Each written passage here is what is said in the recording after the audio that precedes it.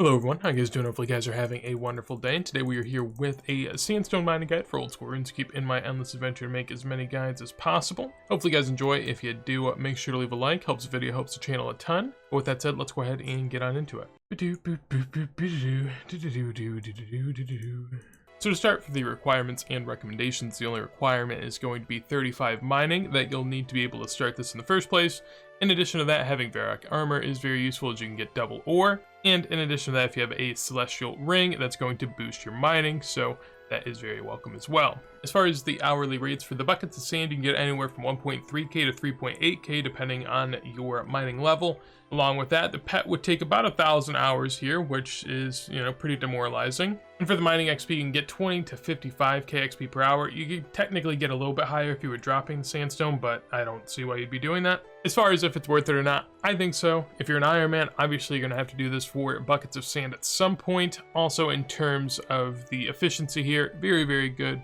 And your mining XP per hour is not too shabby either, considering mining's not an easy skill to train. So overall, I would definitely recommend it. For the items needed, as far as the gear setup, you're going to want to have yourself the Prospector outfit if you have that. If not, then go with the Desert Robes. Along with that, an Amulet of Glory to get there would be nice, a Dragon Pickaxe, and I also have a Celestial Ring that we talked about earlier. For the inventory here, we have coins, which implies also 50 GP per bucket. I have 100k there. Depends how many buckets of sand you're going after, of course. You don't have to bring it initially, but we'll do that later. You're also going to need to bring buckets. That's about 2,000 an hour, depending on how high or low your mining is. A stamina or a run energy potion is nice. Shanty Pass could be useful depending on how you're getting here. And water skins are also going to be important unless you have the Desert Elite Diary done. Most people probably don't have that, of course, but if you do, it is very nice as you don't have to worry about the water skins and you have more inventory space. So let's talk about where we need to go and what we're going to do to get there. So we have to get to this sandstone mining location in the southwest side of the desert. There's really a few different ways that you go about getting here. The first one is there is a Camulet teleport right here if you have the Desert Hard Diary done.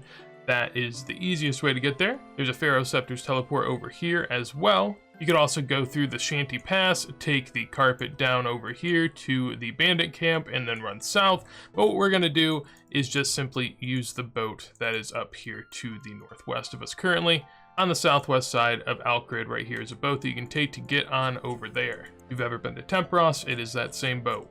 To get to Alcrid, you probably know how to do that, but Dueling Ring, Glory, that's going to be primarily what you'll use to get there. So for me, I'm going to go ahead and drink up on the stamina right now. I'm also going to bank all my coins and my buckets since I don't need them. And we're going to head on out of this town right over here. On the east side, you can leave the village that we're in with a shanty pass that costs 5 coins, so take that if you do not have a pass already. Then once you're out, go ahead and run to the northwest, just a little bit and we'll be up there. So we're going to want to be on the northwest side of the mine in here. There's someone already at this spot, so I'll hop around and find a world. Typically it is a little packed, so you might have to hop a little bit to find something. So the 3 blocks to note are right here, 2 on the south of me and 1 on the west. Essentially, this is going to be all you really need. Mine the one in front of you and keep on moving down the line. By the time you go ahead and mine the 3rd one, the first one will have respawned and you can just run back over there like so. You don't want to really go around the corner because then you got a longer run back and it's just not really worth it.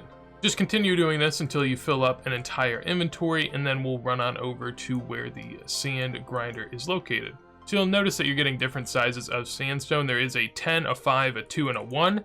The 10 gives you 8 buckets of sand, the 5 gives you 4, the 2 gives you 2, and the 1 gives you 1. So head on over here and go ahead and deposit in the grinder. From there, Drew will tell you how many buckets of sand you have in the grinder, and then just run back on over to the eastern side and start again. Typically, I recommend starting on this far western rock and then moving this way, as that's going to be the most efficient when you get back over here. And really, you should be able to do this for quite a bit of time. The water skins last you a long time until you have to rebank at one point and then decide if you want to come back again. Typically, this isn't something that I'll do many trips of at once. It's just a bit tedious. But if you're crafting on an Iron Man, it is very necessary, so there's a lot of buckets of sand to be had.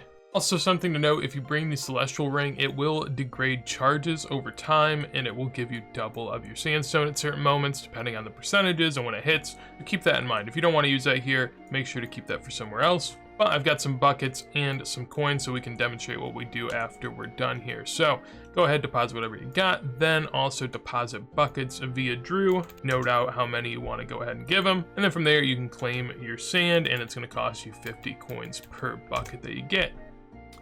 Just like so. Got myself sorted and a little bit of crafting XP on the way.